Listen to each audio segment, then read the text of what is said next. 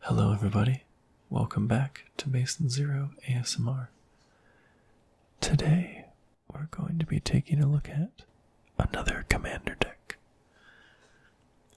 If you're here because of magic and not ASMR, then let me take a second to explain what ASMR is.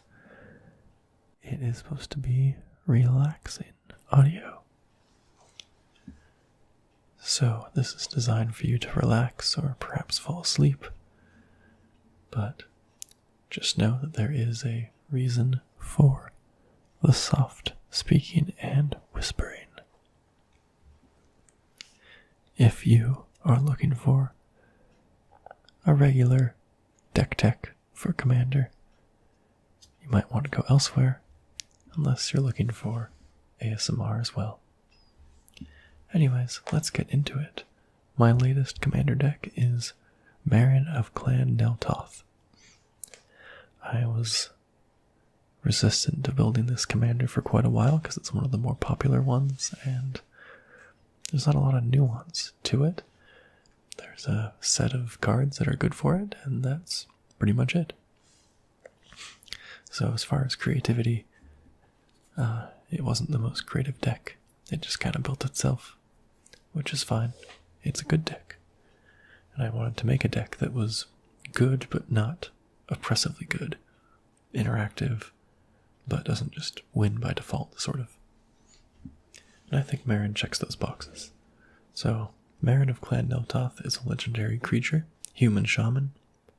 Costs 2, a black and a green, for a 3/4. Whenever another creature you control dies, you get an experience counter. At the beginning of your end step, choose target creature card in your graveyard. If that card's converted mana cost is less than or equal to the number of experience counters you have, return it to the battlefield. Otherwise, return it to your hand. So, this is a commander that wants you to be sacrificing your own creatures and then getting them back. So, a lot of things that have effects upon entering the battlefield or dying are good. And we're going to kind of go through this by category. And the first category is going to be cards that sort of enable that and turn that engine on. So our self-sacrifice. And these categories are going to blend into each other a bit.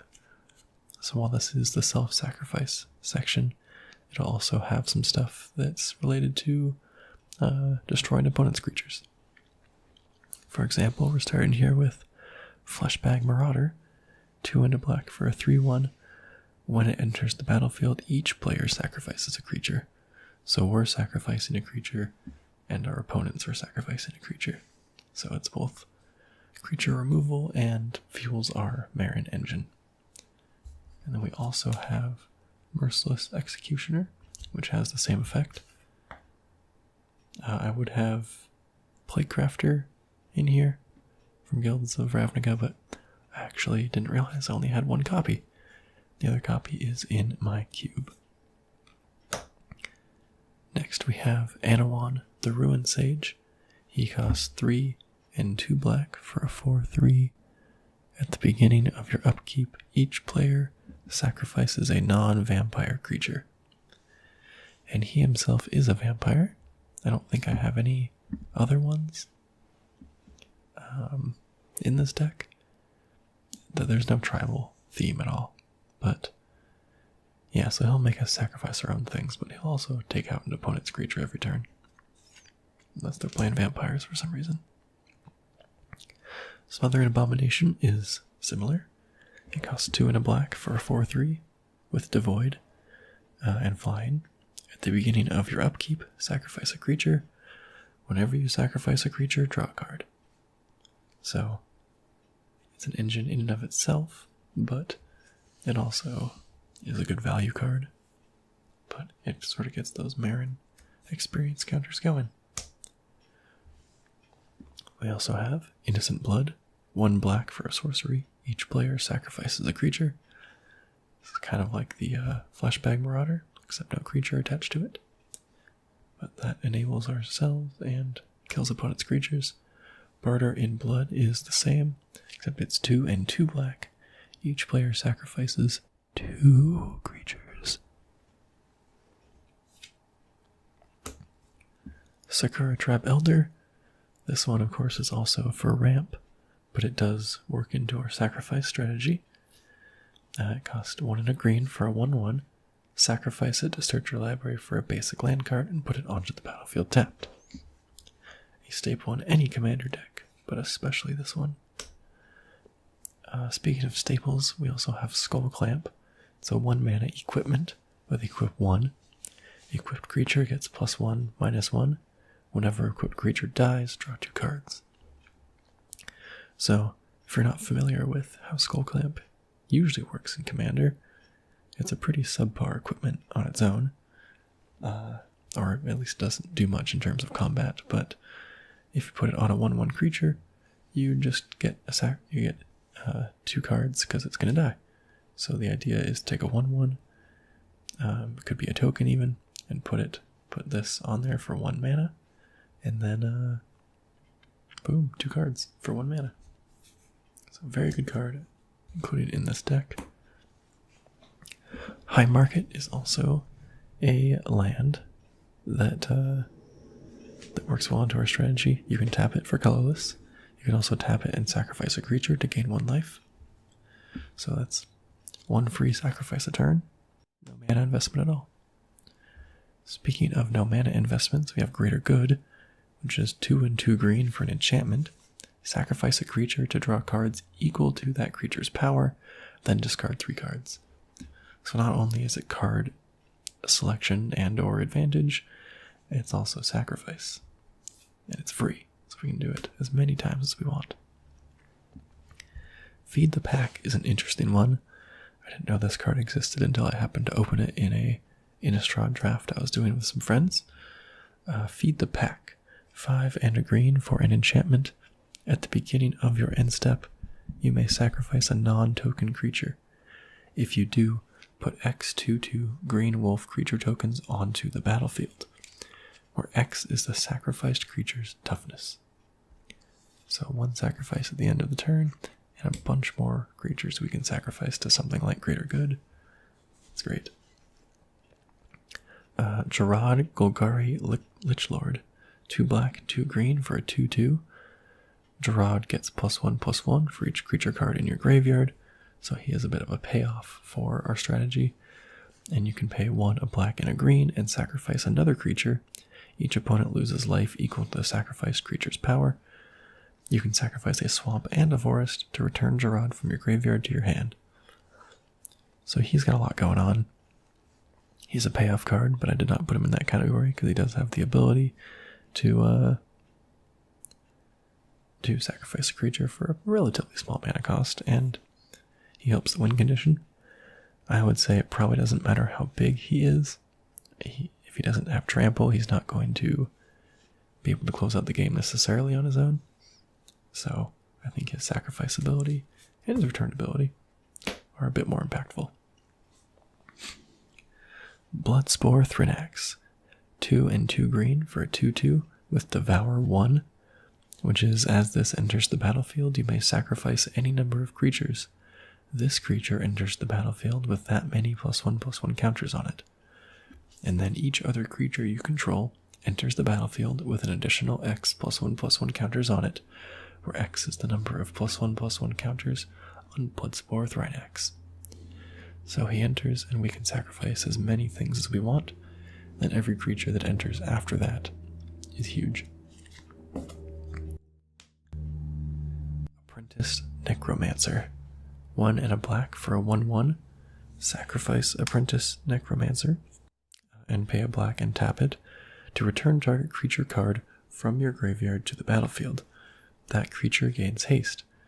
At the beginning of the next end step, sacrifice it. So we get to recur something and sacrifice something. Actually 2 sacrifice triggers, really, because we sacrificed this and the creature that we get back. So that's very nice. Altar's Reap, 1 and a black for an instant. As an additional cost to cast Altar's Reap, sacrifice a creature, draw 2 cards.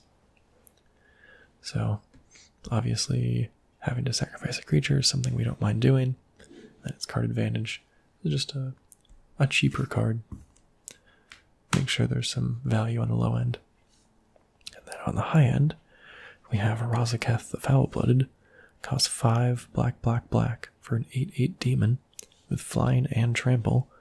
Pay 2 life and sacrifice another creature. Search your library for a card and put that card into your hand, then shuffle your library.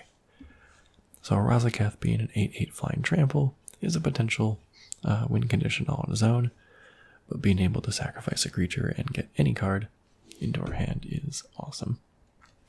He's just an all-around solid card. Grim Backwoods is another land that lets us sacrifice a creature, although not as efficiently as the other one. You can tap Tad Colorless, or you can pay 2 black-green, tap it, and sacrifice a creature to draw a card. But hey, drawing cards is nice. Whisper Blood Liturgist is 3 and a black for a 2/2. Tap and sacrifice 2 creatures. Return target creature card from your graveyard to the battlefield. It's definitely not a problem that you have to sacrifice 2 creatures. In most cases, that's a good thing. And you can sacrifice Whisperer herself. Our last card for the sacrifice engine is Colindius.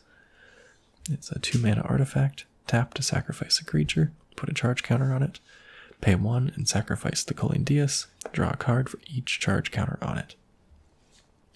So every turn we can sacrifice a token or something, and then later on, cash it in for a ton of cards.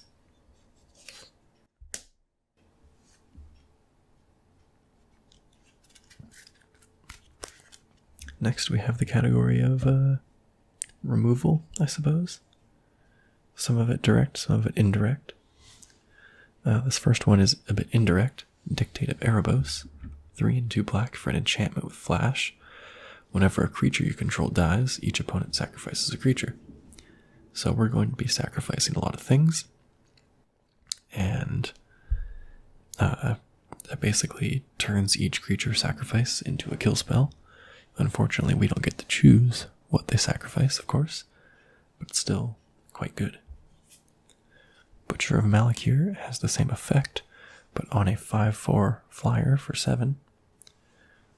So we got 2 of those effects to work with, and those are probably the best ones. They're kind of our board wipes, I guess. Ravenous Chupacabra is 2 and 2 black for a 2/2. When Ravenous Chupacabra enters the battlefield, destroy target creature an opponent controls. Simple and effective. It's nice to have this effect on a creature rather than a spell, because then we can sacrifice it later and bring it back easier. Shriekmaw, 4 and a black for a 3/2 with fear. When Shriekmaw enters the battlefield, destroy target non-artifact and non-black creature. But most of the time, you'll probably want to evoke it for 1 and a black, which is you can cast it for its evoke cost, and if you do, it's sacrificed when it enters the battlefield. So then it becomes 2 mana to destroy a target non-artifact, non-black creature, and get a sacrifice trigger. Just exactly what we want. We also have Ruinous Path, 1 and 2 black for a sorcery. Destroy target creature or planeswalker. It has Awaken 4 for 7 if we have the extra mana and want to put it into animating a land. But this is the deal with planeswalkers. I think it is our one actual bulletproof answer to that. Putrefy, 1 a black and a green for an instant. Destroy target artifact or creature. It can't be regenerated. Just solid removal again. Gaze of Granite is our one actual board wipe. It's X, black, black, green for a sorcery. Destroy each non-land permanent with converted mana cost X or less. I like this because it's not just creatures. It is enchantments and artifacts and things as well. Magus of the Abyss, 3 and a black for 4/3. At the beginning of each player's upkeep, destroy target non-artifact creature that player controls of his or her choice. It can't be regenerated. So this is another one of those symmetrical effects. I have to sacrifice something, all my opponents have to sacrifice something. So it kind of fuels the engine while also being removal. Ulvenwald Tracker is green's removal. It costs 1 green for a 1/1.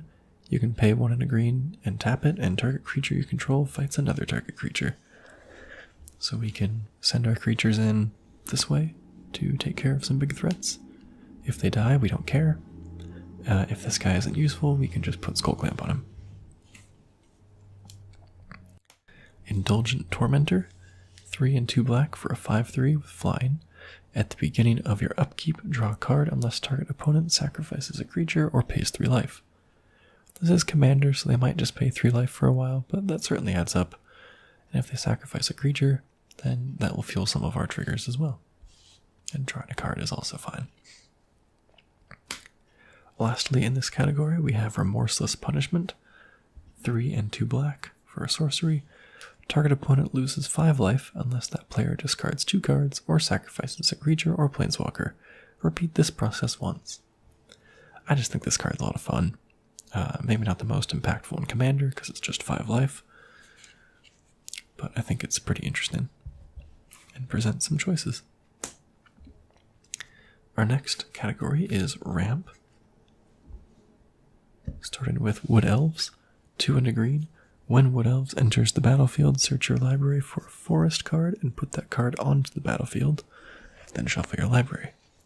It's also a 1/1, which makes it in Skull Clamp range. It's also great because it puts the card onto the battlefield untapped. So, pretty good. We also have Llanowar Elves, 1 green for a 1/1. Tap to add green to your mana pool. Actually, I'm just gonna resort these because I also have Elvish Mystic, which does the same thing for the same cost. Next we have Yavimaya Elder, which works into both the sacrifice and the ramp. He's 1 and 2 green for a 2/1. When Yavimaya Elder dies, you may search your library for up to 2 basic land cards, reveal them, put them into your hand. And you can pay 2 and sacrifice Yavimaya Elder and draw a card. And then of course you'll get that land trigger as well. Cultivate, 2 and a green for a sorcery. Search your library for up to 2 basic land cards, reveal them, and put 1 onto the battlefield tapped and the other into your hand. Always a solid commander staple. We have Commander Sphere, 3 mana, artifact, tap to add 1 mana of any color in your commander's color identity, sacrifice it to draw a card. Crypt of Agadeem, it's a land, it enters the battlefield tapped, tap to add black to your mana pool, or pay 2 and tap, add black to your mana pool for each black creature in your graveyard. So we're sacrificing a lot of things, so we're likely going to have a lot. Primal Growth, 2 and a green, sorcery, has Kicker, sacrifice a creature. Search your library for a basic land card, put it onto the battlefield, then shuffle your library. If Primal Growth was kicked, instead search your library for up to 2 basic land cards, put them onto the battlefield, then shuffle your library. So, that is pretty sweet.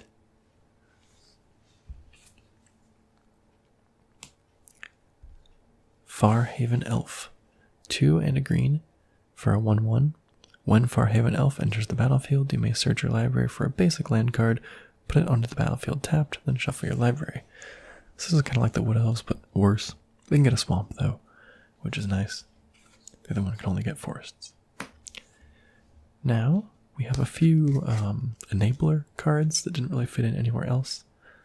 These are kind of self-mill.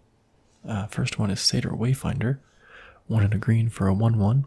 When Satyr Wayfinder enters the battlefield, reveal the top 4 cards of your library. You may put a land card from among them into your hand, put the rest into your graveyard. Dakamore Salvage is a land that enters the battlefield tapped and taps for black.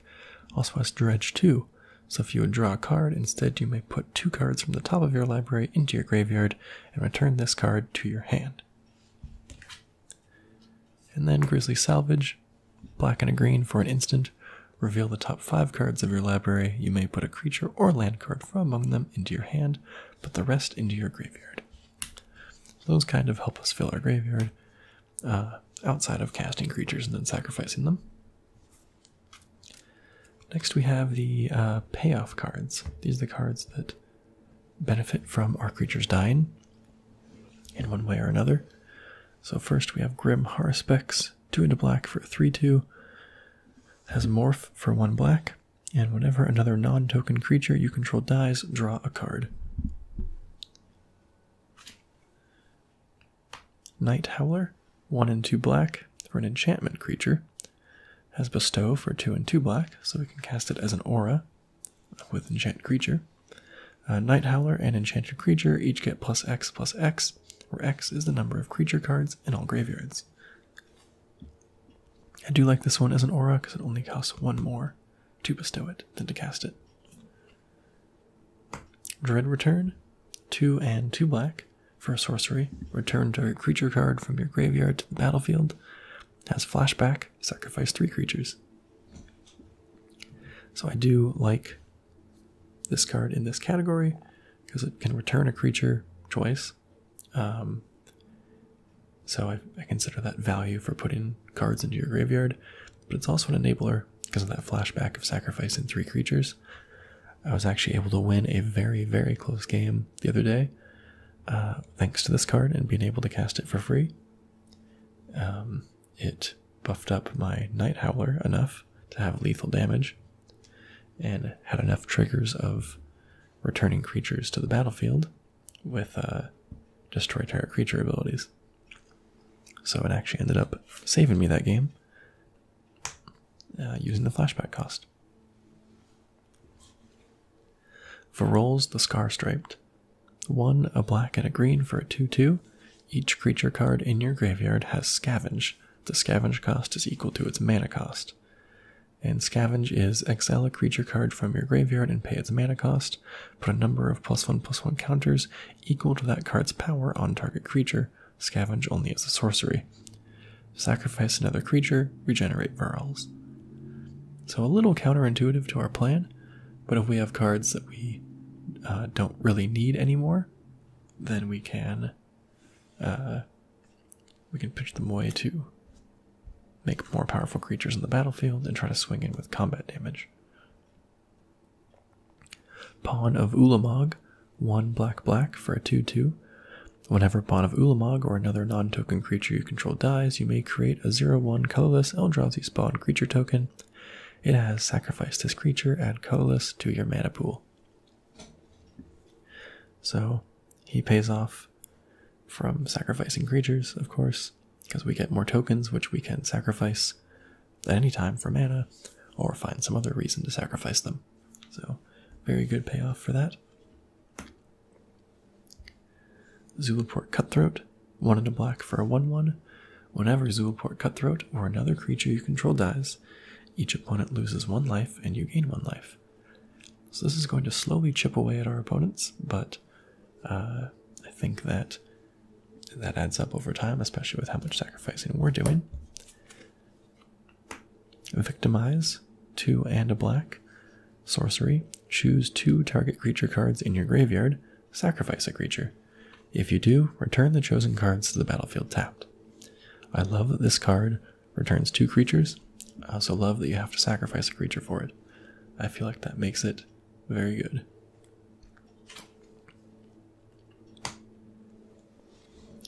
Mausoleum Secrets, 1 and a black for an instant with Undergrowth. Search your library for a black card with converted mana cost less than or equal to the number of creature cards in your graveyard. Reveal it, put it into your hand, then shuffle your library. I like this because we'll probably have a lot of creatures in our graveyard. Unfortunately, this does only get a black card, but I think being able to tutor up a kill spell or something would be great. That might be an early cut, though, if I find something better for it. Like a demonic tutor or something, obviously. Catacomb Sifter, 1 black-green for a 2/3 with Devoid. When it enters the battlefield, put a 1/1 colorless Eldrazi Scion creature token onto the battlefield. It has sacrificed this creature, add 1 colorless to your mana pool. And whenever another creature you control dies, scry 1. That's the payoff. That's the reason why it's in here. If you combine that with a card that draws a card when a creature dies, then you get to scry every time you draw, which is pretty good. Speaking of drawing, we have Death Reaper Ritual, 2 black-green for an enchantment with Morbid. At the beginning of each end step, if a creature died this turn, you may draw a card. The fact that that's at each end step is crazy.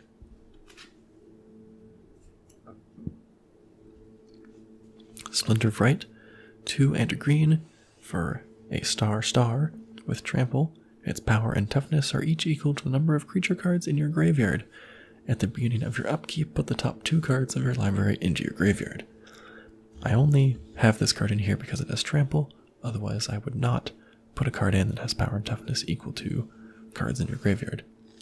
I also like that it enables it by putting 2 in every turn, so I like that card as a potential win condition. We also have Puppeteer Click, 3 black for a 3/2 with flying. When it enters the battlefield, put a creature card from an opponent's graveyard onto the battlefield under your control. It gains haste. At the beginning of your next end step, exile it. Then it has Persist, which says that when it dies, if it had no -1/-1 counters on it, you return it to the battlefield with a -1/-1 counter on it. So, great card. Has flying for one thing, but also it gets an opponent's card back, and if we've been making them sacrifice, they should have a lot. Our last payoff card is Izoni, Thousand-Eyed, which costs 2 black and 2 green for a 2/3 with Undergrowth. When Izoni, Thousand-Eyed enters the battlefield, create a 1/1 black and green insect creature token for each creature card in your graveyard. And you can pay a black and a green and sacrifice another creature. You gain 1 life and draw a card. So you gotta be making a lot of tokens with this. The fact that you can also cash them in for cards in life is a nice bonus. So now we just kind of have utility cards. Mostly stuff that's just good in a green and black commander deck. The first one being Acidic Slime, 3 green for a 2/2 with Death Touch. When it enters the battlefield, destroy target artifact, enchantment, or land. Then we have Reclamation Sage, 2 and a green for a 2/1. When Reclamation Sage enters the battlefield, you may destroy target artifact or enchantment. Viridian Zealot, 2 green for a 2/1. Pay 1 and a green and sacrifice Viridian Zealot, destroy target artifact or enchantment. Caustic Caterpillar, 1 green for a 1/1. Pay 1 and a green, sacrifice Caustic Caterpillar, destroy target artifact or enchantment. So that's all of our artifact and enchantment removal. It's all on creatures, 2 of them that you have to sacrifice. So that also fuels into our strategy. Rishkar's Expertise, I love this card. 4 and 2 green for a sorcery. Draw cards equal to the greatest power among creatures you control.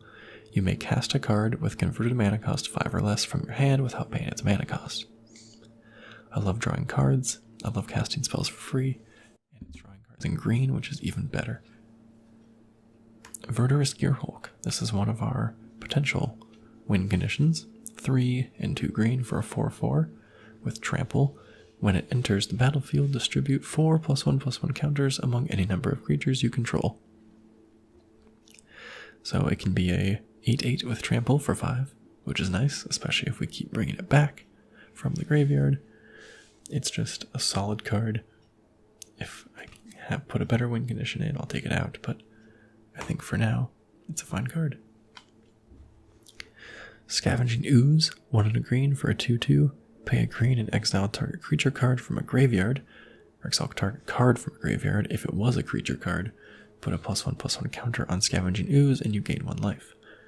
So it's some graveyard hate, but it's also a mana sink and a way to buff it up to potentially be a large creature attacking in. Solemn Simulacrum, 4 mana for a 2/2 artifact creature.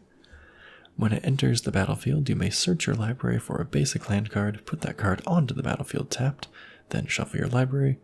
When it dies, you may draw a card. So, excellent sacrifice fodder, of course. Can't really complain about that. It's a commander staple. Vraska, Golgari Queen. 2 a black and a green for a 4 loyalty planeswalker. +2, you may sacrifice another permanent. If you do, you gain 1 life and draw a card. -3, destroy target non-land permanent with converted mana cost 3 or less. And -9, you get an emblem with whenever a creature you control deals combat damage to a player, that player loses the game. Obviously that ultimate is a win condition, but the other 2 abilities are just good value, especially the +2. It enables our strategy, of course. We have Soul Ring, of course. 1 mana artifact, tap to add 2 to your mana pool. Cannot complain about Soul Ring. Swiftfoot Boots, 2 mana, equip 1 for an artifact equipment. Equipped creature has hexproof and haste. Helps protect our commander or any other big cards we have. Wall of Blossoms is 1 and a green for a 0/4 with Defender. When it enters the battlefield, draw a card. This is just a fine card for a sacrifice deck. It has a big butt, so it can block things for a little while. And when it enters, you draw a card, which is always nice.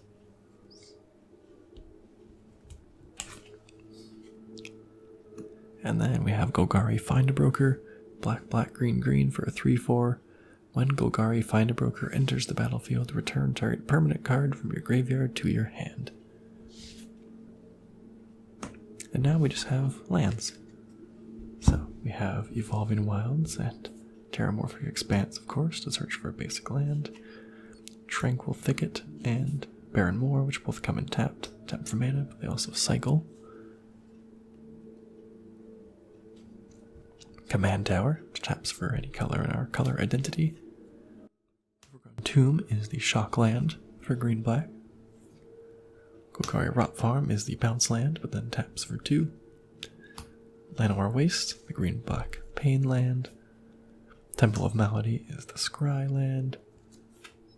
Hissing Quagmire is the creature land. You can pay 3 to have it be a 2/2 with Death Touch. And then we have a bunch of swamps and forests. So we have 1, 2, 3, 4, 5, 6, 7, 8, 9, 10, 11, 12, 13, 14 swamps. And 1, 2, 3, 4, 5, 6, 7 forests. And that is my Meren deck. I just built it, so it's still a bit of a work in progress. But overall, it's pretty solid. It seems really good so far. I'm very happy about that. I'm also happy that you guys all watched this today. I hope you enjoyed it. I will provide you with some card sleeve sounds to end out the video. But other than that, please like, comment, and subscribe if you have not already. Every little bit helps, and I appreciate it. If you have any suggestions or questions or comments about this commander deck, please let me know. And let me know if there are any commanders you think I should make a deck of and make a video of. Thank you again for watching, and I will see you in the next video.